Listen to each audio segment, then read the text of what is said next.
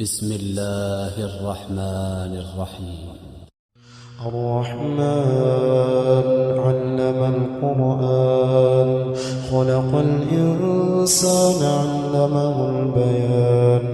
الشمس والقمر بحسبان والنجم والشجر يسجدان والسماء رفعها ووضع الميزان ألا تطغوا في الميزان وأقيموا الوزن بالقسط ولا تخسروا الميزان والأرض وضعها للأنام فيها فاكهة والنخل ذات الأكمام والحب ذو العصف والريحان فبأي آلاء ربكما تكذبان خلق الإنسان من صلصال كالفخار وخلق الجان من مارج من نار فبأي آلاء ربكما تكذبان رب المشرقين ورب المغربين فبأي آلاء ربكما تكذبان مرج البحرين يلتقيان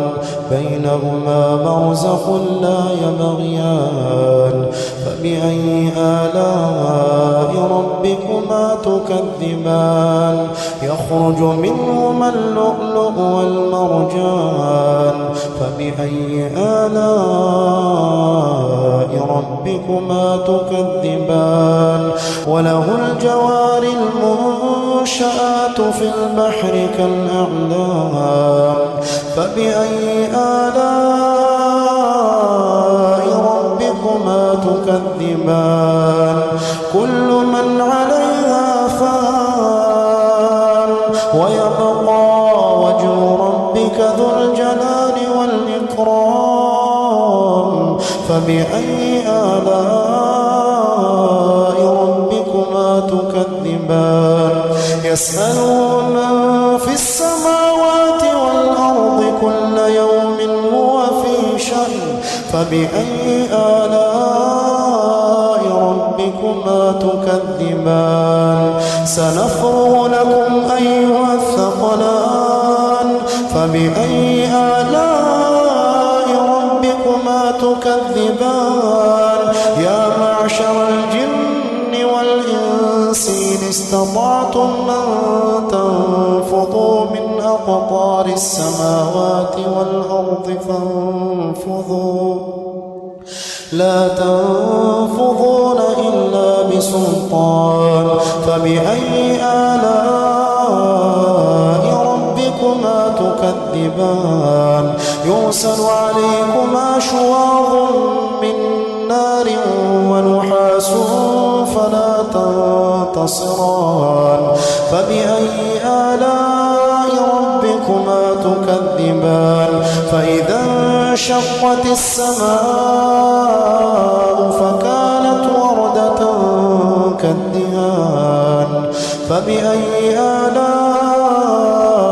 ربكما تكذبان فيومئذ لا يسأل عن ذنبه إنس ولا جان فبأي آلاء ربكما تكذبان يعرف المجرمون بسيماهم فيؤخذ بالنواصي والأقدام فبأي آلاء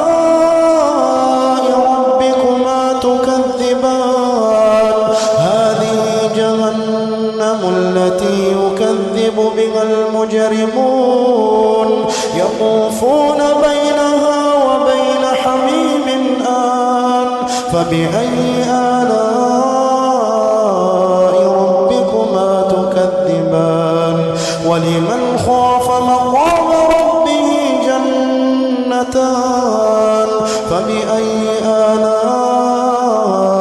ربكما تكذبان ذواتا